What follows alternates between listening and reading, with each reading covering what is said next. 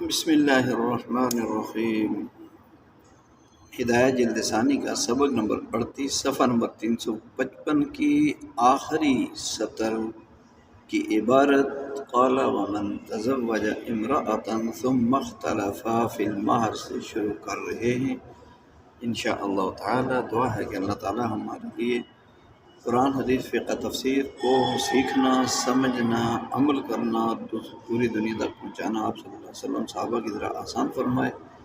ہمارے پڑھنے پڑھانے محنت کوشش کرنے کو اپنی بارگاہ میں قبول فرمائے۔ سبق شروع۔ بسم اللہ الرحمن الرحیم، اللہم صلی وسلم وبارک علی سیدنا محمد کما تحب وترضى، اللہم الہمنی رشدی واعذنی من شر نفسی، اللهم ارزقني طيبا واستعملني صالحا۔ قال وما تزوج امرأة ثم اختلفا في المهر فالقول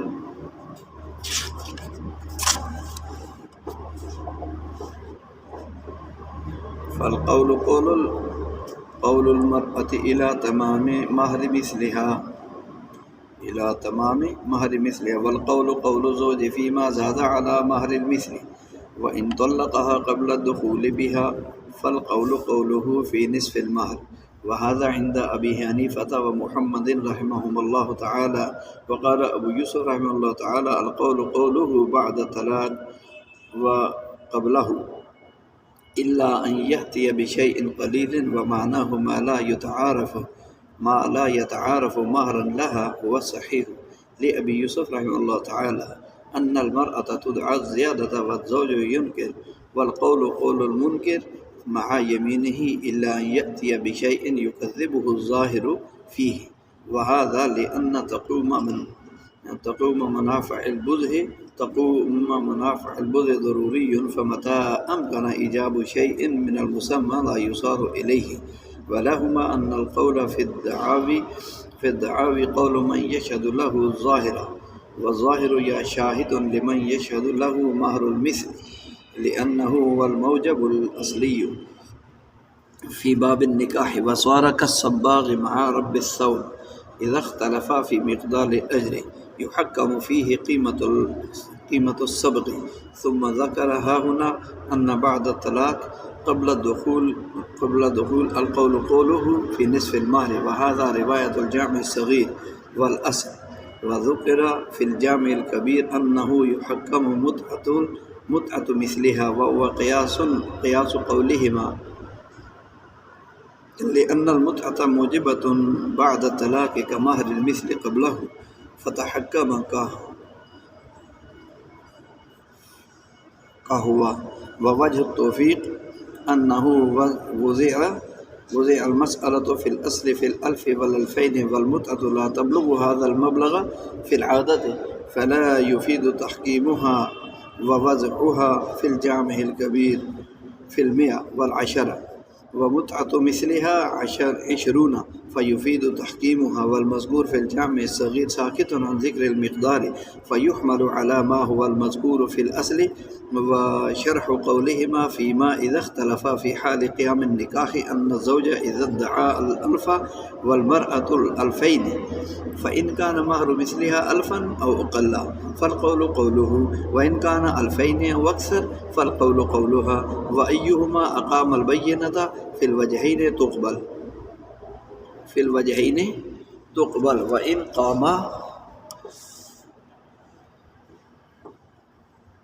وإن قام البينة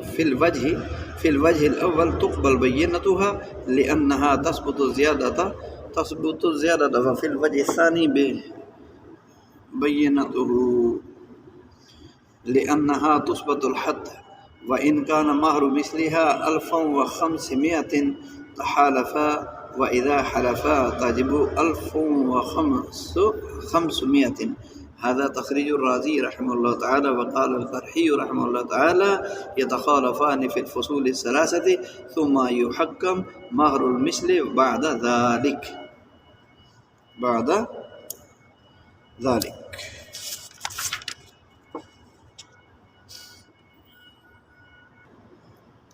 یہاں سے مصنف رحمۃ اللہ علیہ یہ فرمانا چاہتے ہیں کہ جس آدمی نے کسی عورت سے نکاح کر لیا پھر میاں بیوی دونوں میں زوجین میں مہر کے بارے میں اختلاف ہو گیا یا پھر دونوں نے اختلاف کیا مہر کے سلسلے میں، فالقول، اب یہاں بتانا ہی چاہتے ہیں کہ کس کی بات معتبر ہوگی، دعویٰ دونوں کا مختلف ہے، تو فرماتے ہیں کہ فالقول قول المرأۃ، کہ مہر تو عورت کی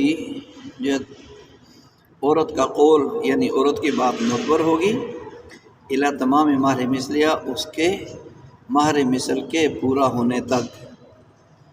لیکن یہ جو اس کی بات معتبر ہوگی ما یمینی، قسم کے ساتھ، والقول قول الزوج، اور شوہر کا قول معتبر ہوگا اس صورت میں زیادہ علی مہر المثل، جب مہر مثل سے زائد میں مرد کا قول شوہر کا قول معتبر ہوگا۔ یہاں سے سمجھانا یہ چاہتے ہیں مہر کی مقدار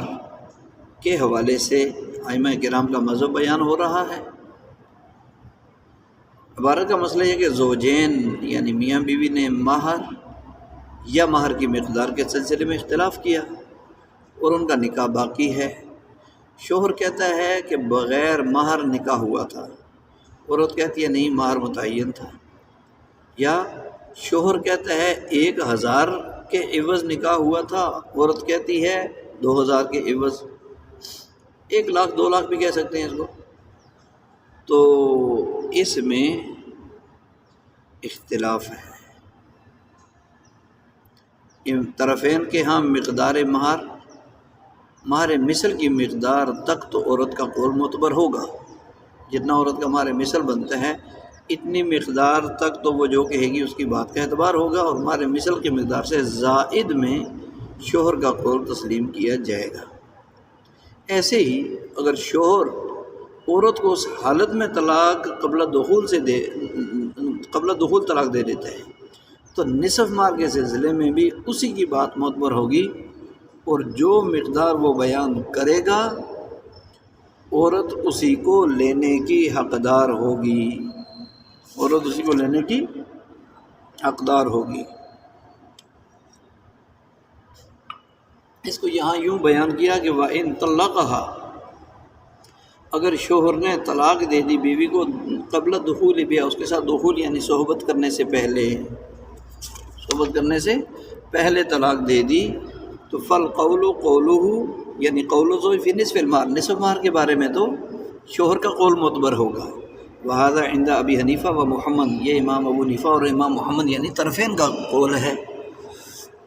اور وقال ابو یوسف، اور امام ابو یوسف رحمۃ اللہ علیہ فرماتے ہیں القول قولہ بعد الطلاق، کہ طلاق کے بعد تو دونوں صورتوں میں شوہر کا قول معتبر ہوگا، وقبلہ، دونوں صورتوں میں طلاق سے پہلے اور طلاق کے بعد شوہر کا قول معتبر ہوگا، سوائے اس صورت کے کہ وہ بہت معمولی مقدار کو بیان کریں، یأتی بشیء قلیل، یعنی اس صورت میں کہ شوہر بالکل مہر کی معمولی سی مقدار بیان کر رہا ہے کہ میرے ذمہ اتنا ہی دینا بنتا ہے، تو اس صورت میں اس کی بات کا اعتبار نہیں ہوگا، اس کی بات کا اعتبار نہیں ہوگا۔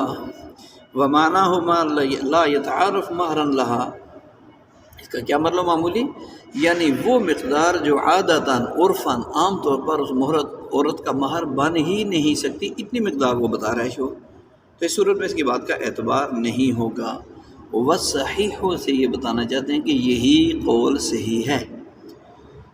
اب اوپر ایک طرفین کا مذہب ہے، ایک امام ابو یوسف رحمۃ اللہ علیہ کا مذہب ہے، تو ایک طرف امام ابو یوسف اپنے مذہب کی دلیل دے رہے ہیں چونکہ ان کا مذہب بیان ہوا ہے کہ ان المرأۃ زیادہ، کہ عورت جو ہے وہ، امام ابو یوسف فرماتے ہیں ان کی دلیل یہ ہے کہ عورت زیادتی کی دعوے دار ہے، وہ کہتی ہے زیادہ مہر تھا، اور شوہر اس کا منکر ہے، والزوج ينکر، انکار کر رہا ہے کہ نہیں زیادہ مہر نہیں طے ہوا، والقول قول المنکر، تو انکار کرنے والے کی بات ہی معتبر ہوگی اس کی قسم کے ساتھ، ایسے نہیں اس کو قسم دی جائے گی، وہ قسم کھا کے کہہ دے تو پھر اس کی بات کا اعتبار کیا جائے گا، اسی پر فیصلہ ہوگا۔ اور منکر یہاں شور ہے، منکر یہاں کون ہے؟ شہر ہے۔ اس کی بات کا اعتبار ہوگا مع یمین نہیں، اس کی قسم کے ساتھ، الا ان یاتی بشیء یکذبہ الظاہر فیہ، مگر یہ کہ شوہر کوئی ایسی بات بیان کر دے جس میں ظاہر اس کی تکذیب کر رہا ہو، ظاہر اس کی کیا کر رہا ہو؟ تکذیب کر رہا ہو۔ یعنی کیا مطلب کہ شوہر کوئی معمولی مقدار بیان کرے اور یہ معلوم ہو جائے کہ اس جیسی عورت اس مقدار پر نکاح کر ہی نہیں سکتی، تو اس وقت شوہر کی بات کا اثر ختم، عورت کا قول فیصلہ کون مانا جائے گا؟ الا یاتی بشیء قلیل سے یہاں شارحین بتاتے ہیں کہ یہاں بعض حضرات کی رائے ہے کہ اس سے 10 درہم سے بھی کم مقدار، یعنی اتنا تھوڑا کہ جس کو مہر مانا ہی نہیں جاتا۔ اور بعض فقہا کا رجحان یہ ہے الا یاتی بشیء قلیل کہ شوہر کوئی معمولی چیز بیان کر دے کہ اس سے وہ مقدار مراد ہے جس مقدار پر بیوی جیسی عورت کا نکاح نہ ہوتا ہو، تو یہ رجحان راجح ہے۔ یعنی اتنی معمولی سی چیز بیان کر دی کہ اس کی بیوی خوبصورت بھی ہے، دیندار بھی ہے، کم عمر بھی ہے، نیک بھی ہے، نیک صورت، نیک سیرت، تو شوہر نے تو ایک ایسی مقدار کو بیان کر دیا کہ جو مقدار سامنے رکھ کر وہ بیوی سے نکاح کر ہی نہیں سکتی۔ کیوں نہیں کر سکتی؟ وہذا، اس کی وجہ بتا رہے ہیں، لأن تقو منافع، یہاں سے یہ بتانا چاہتے ہیں کہ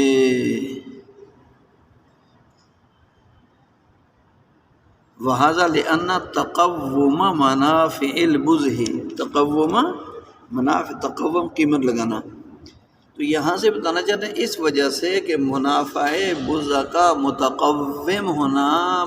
ضرورت کی بنا پر ہے، اس لیے کہ بذہ شرمگاہ عورت کی، اس سے جو نفع اٹھانا ہے اس نفع کا متقوم ہونا، یعنی ایسی چیز جس کی قیمت لگائی جا سکے، متقوم ہونا، یہ کس اعتبار سے ہے کہ ضرورت کی بنا پر ہے، یہ اس وجہ سے ہے۔ اوپر جو بتایا نا، منکر کا قول اس کی قسم کے ساتھ یہ معتبر ہوتا ہے، مگر یہ کہ کوئی ایسی بات بیان کرے جس میں ظاہر اس کی تکذیب کر رہا ہے، یعنی معمولی سا مہر بیان کر دیا جس سے صاف معلوم ہوتا ہے کہ اس پر کوئی عورت اس سے نکاح نہیں کر سکتی، وہ اس کی وجہ بتا رہے ہیں۔ اس صورت میں اس کا قول معتبر نہیں ہوگا شوہر کا۔ وجہ کیا ہے کہ بذہ سے جو نفع اٹھانا ہے اس نے، بذہ سے کہ منافع کا متقوم ہونا، یعنی اس کی قیمت کا لگنا، وہ تو ضرورت کی بنا پر ہے، ضرورت کی۔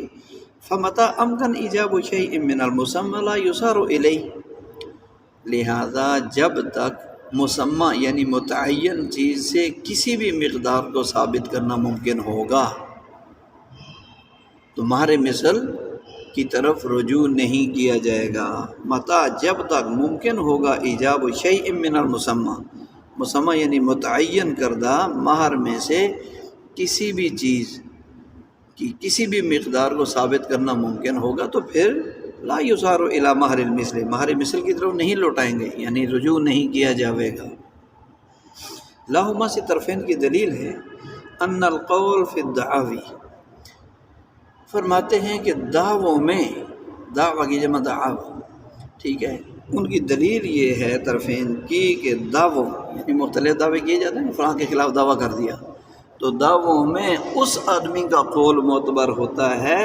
من یشہد لہ الظاہر، جس کے لیے ظاہر بھی گواہ بن سکے۔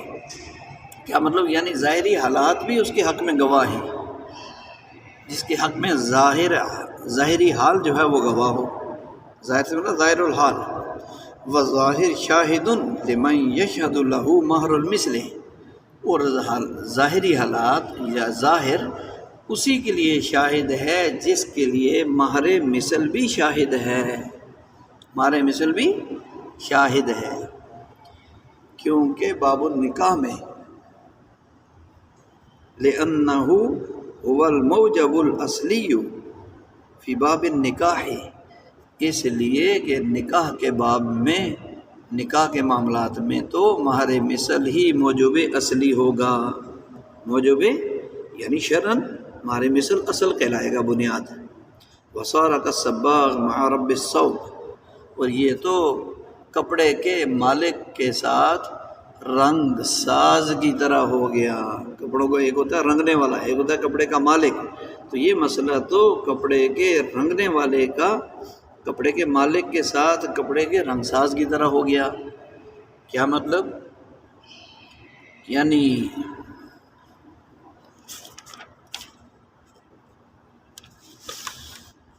کہ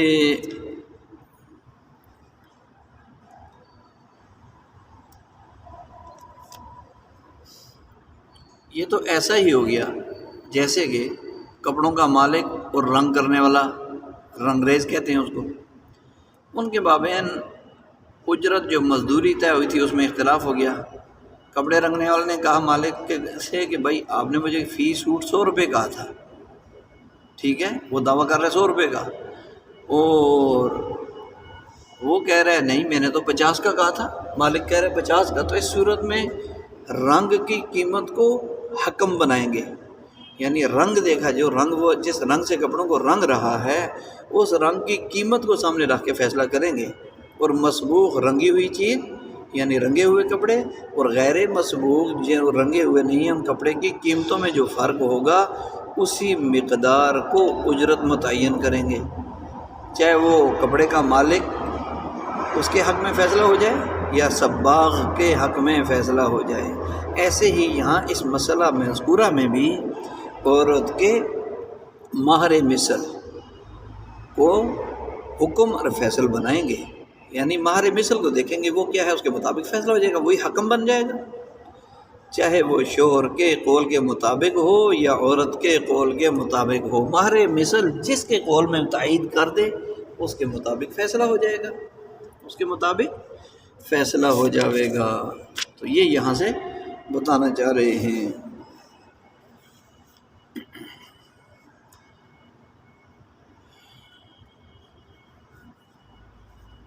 اذا اختلفا فی مقدار الاجر، تو یہ تو کپڑے کے مالک کے ساتھ رنگ ساز کے معاملے کی طرح ہو گیا کہ جب وہ دونوں نے اختلاف کیا مزدوری کی مقدار کے متعین ہونے میں، یحکم فی قیمت الصبغ، تو اس میں رنگ کی قیمت کو فیصل مانا جائے گا، یعنی رنگ کی قیمت کو دیکھیں گے کتنے کا رنگ ہے، یہ کہتا ہے 50، 100 کا تو رنگ لگا رہا ہے وہ بیچارہ۔ ثم ذکر صاحب القدور ہا ہونا ان بعد طلاق قبل دخول القول فی نصف المہر، پھر امام قدوری رحمۃ اللہ علیہ نے یہاں ایک مسئلہ بیان کیا کہ طلاق قبل الدخول، صحبت سے پہلے دی جانے والی طلاق میں شوہر کا قول نصف مہر کے بارے میں معتبر ہوگا، نصف مہر کے متعلق شوہر کا قول معتبر ہوگا۔ وہذا روایت الجامع صغیر، اور یہ جامع صغیر اور مبسوط کی روایت ہے، جامع صغیر اور مبسوط کی روایت ہے۔ اور جبکہ ذکر المحمد، امام محمد رحمۃ اللہ علیہ نے جامع کبیر میں یہ بیان فرمایا ہے کہ انہ یحکم متعۃ مثلھا، کہ عورت کے متع مثل کو فیصل بنایا جاوے گا، عورت کے متع کو فیصل، متع مثل کو فیصل بنایا جائے گا۔ یہاں سے امام محمد کہتے ہیں کہ مبسوط اور جامع صغیر میں تو یہ بیان کیا کہ طلاق قبل دخول کی صورت میں نصف مہر کے حوالے سے شوہر کا قول معتبر ہوگا، جو شوہر کہہ رہا ہے اس کی بات مانیں گے اور فیصل ہوگا، یعنی اس پر فیصلہ کیا جائے گا، اور متع مثل کو حکم نہیں بنایا جائے گا۔ جبکہ جامع کبیر میں یہ وضاحت ہے کہ اس صورت میں تو متع مثل کو فیصل بنا کر اسی کا اعتبار کیا جاوے گا، اور شوہر کی بات پر کوئی توجہ نہیں دی جائے گی، کوئی دھیان نہیں کیا جاوے گا، کوئی دھیان نہیں کیا جائے گا۔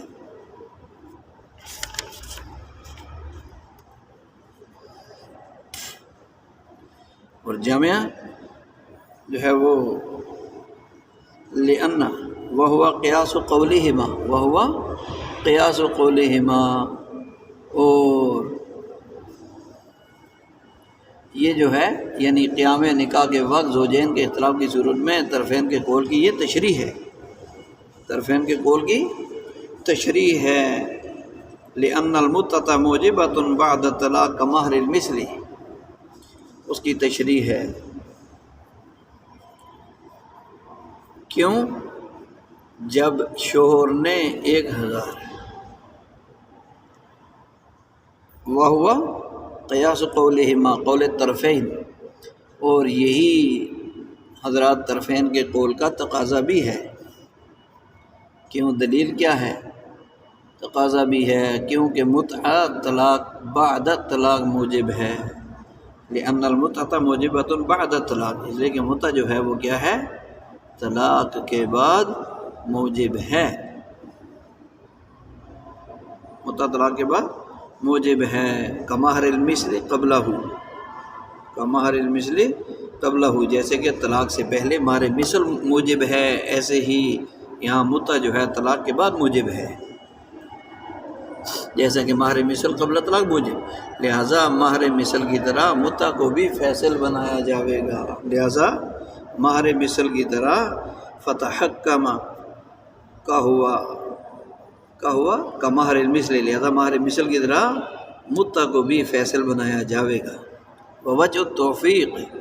اور مبسوط اور جامع کبیر کی روایات میں موافقت کی صورت یہ ہے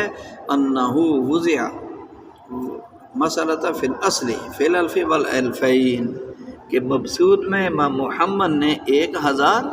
اور 2000 میں مسئلہ فرض کیا ہے، مسئلہ فرض کیا یعنی فرضی طور پر، کہ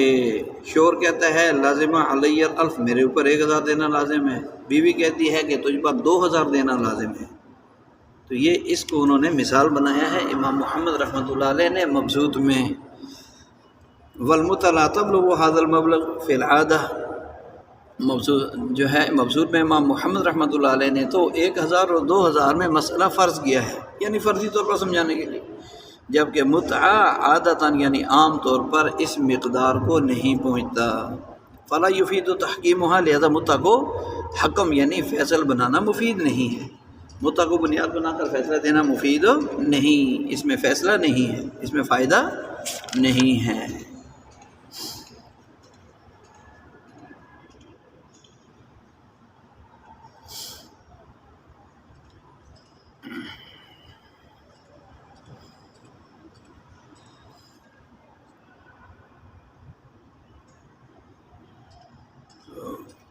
مطلب یہ ہے کہ امام محمد رحمۃ اللہ علیہ نے مبسوط اور جامع کبیر کی عبارات اور ان دونوں میں مسئلہ کے الگ بیان کرنے کی توجیہ وضاحت کرتے ہوئے بیان فرماتے ہیں امام محمد رحمۃ اللہ علیہ ووجہ توفیق سے، یہاں امام محمد رحمۃ اللہ علیہ جامع کبیر کی روایات اور مبسوط ان عبارات اور دونوں مسئلوں میں، دونوں کتابوں میں مسئلے کے الگ بیان کرنے کی وجہ بیان کرتے ہوئے فرماتے ہیں کہ حضرت امام محمد رحمۃ اللہ علیہ سے اپنی ہی کتابوں میں الگ الگ مسئلے بیان ہونے کی یا منقول ہونے کی وجہ یہ ہے کہ مبسوط میں مسئلے کی وضع 1000 اور 2000 سے متعلق تھی، لہٰذا شوہر 1000 کا دعویٰ کرتا تھا، شوہر کا دعویٰ تھا 1000 کا، بیوی کا دعویٰ تھا 2000 کا، وہ کہہ رہی تھی میرا مال 2000 بنتا ہے، شوہر کہہ رہا تھا 1000 مجھ پر لازم ہے، اور متعہ عام طور پر اس مقدار کو پہنچتا ہی نہیں، اس لیے مبسوط والی روایت کی صورت میں متعہ کو حکم نہیں بنائیں گے، یعنی متعہ کو بنیاد بنا کر فیصلہ نہیں کریں گے، اور شوہر چونکہ 1000 کا دعویٰ کر کے بذات خود اس کے نصف یعنی 500 کا اقرار کر رہا ہے، اس نے جو 1000 کو مانا اس کا کیا مطلب ہے کہ نصف دینا پڑے گا ہمارے مثل، تو لہٰذا اس نے اقرار کر لیا جو متعہ کی مقدار کے مساوی ہے، متعہ کی مقدار کے کیا ہے؟ مساوی ہے، تو بلکہ اس پر غالب ہے اور اس میں عورت کا فائدہ زیادہ ہے، اس لیے صورت میں شوہر کے قول کو فیصل بنائیں گے، یعنی اسی کو بنیاد بنا کر فیصلہ ہوگا، اور متعہ متع مثل کو حکم یعنی فیصل نہیں بنیں گے، اس کی بنیاد پر فیصلہ نہیں ہوگا۔ فلا یفید ووضعها فی جامع کبیر فی المیہ، اور امام محمد رحمۃ اللہ علیہ نے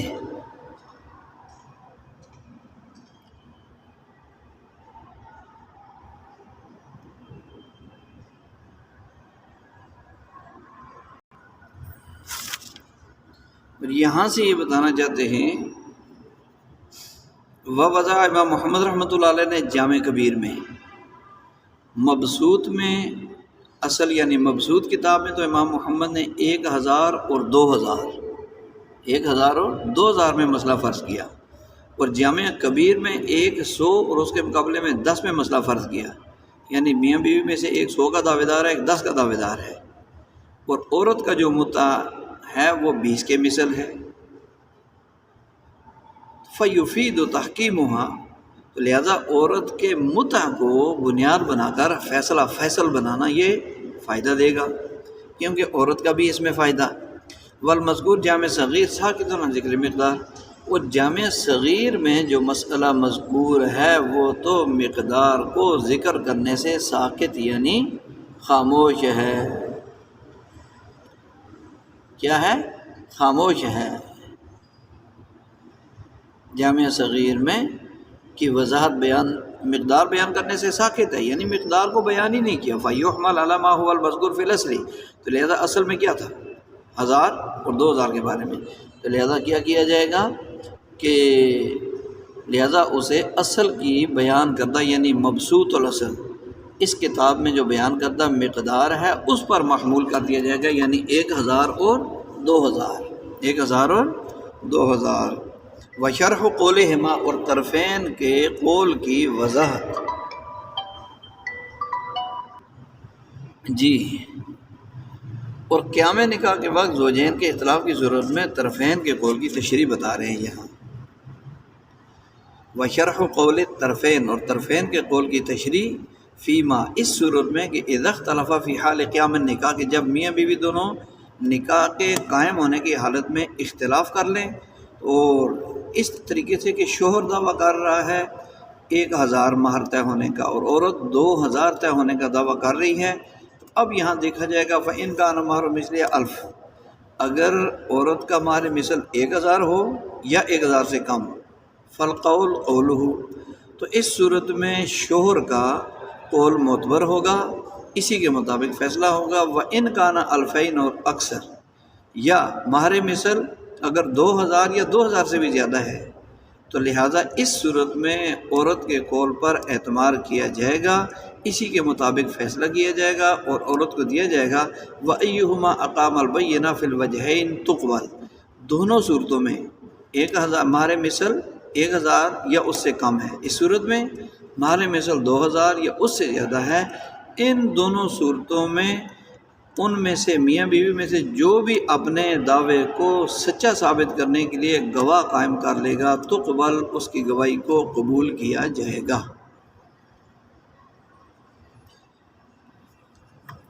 یہاں سے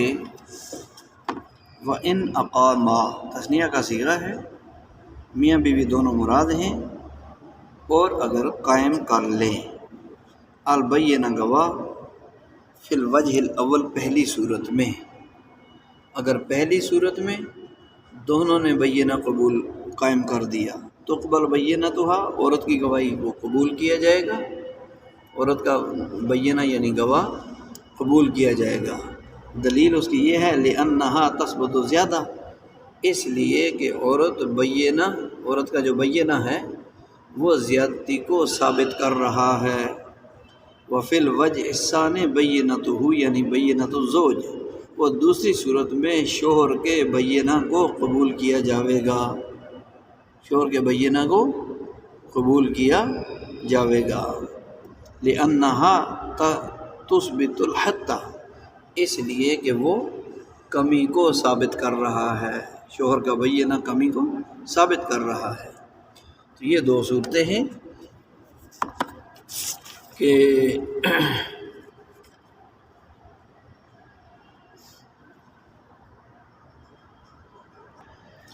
وَإِنْ اقامہ سے یہ بتانا مقصود ہے کہ اگر صورت مسئلہ میں مذکورہ مسئلے میں زوجین نے اپنے اپنے دعویٰ کی دلیل دے کر دعویٰ کو پکا اور ثابت کر دیا اور ہر ایک نے اپنے دعوے پر دلیل پیش کر دی، تو دونوں صورتوں میں تو فی الوجہ الاول دونوں صورتوں میں شوہر کا بینہ قبول کیا جائے گا، چاہے وہ ظاہر حال اس کے قول کی تائید کرے یا بیوی کے حق میں تائید کرے۔ لیکن اگر دونوں نے پہلی صورت میں گواہ قائم کیا بینہ، تو یعنی جب ظاہر الحال شوہر کے قول کے مطابق ہے پہلی صورت، تو اس صورت میں عورت کا بینہ مقبول ہوگا، اور دوسری صورت میں یعنی جب ظاہر الحال ظاہری احوال بیوی کے قول کی تائید کرتے ہیں تو شوہر کا بینہ مقبول ہوگا، کیونکہ بینہ ایسی چیز کو ثابت کرنے کے لیے ہوتا ہے جو ظاہراً ثابت نہ ہو، جو ظاہراً ثابت نہ ہو اور ظاہر کے خلاف ہو۔ اور چونکہ پہلی صورت میں یعنی ظاہر الحال شوہر کے قول کے مطابق ہے، ظاہری حالات اس کا ساتھ دے رہے ہیں، تو عورت کا بینہ ظاہر کے خلاف ہے، اور عورت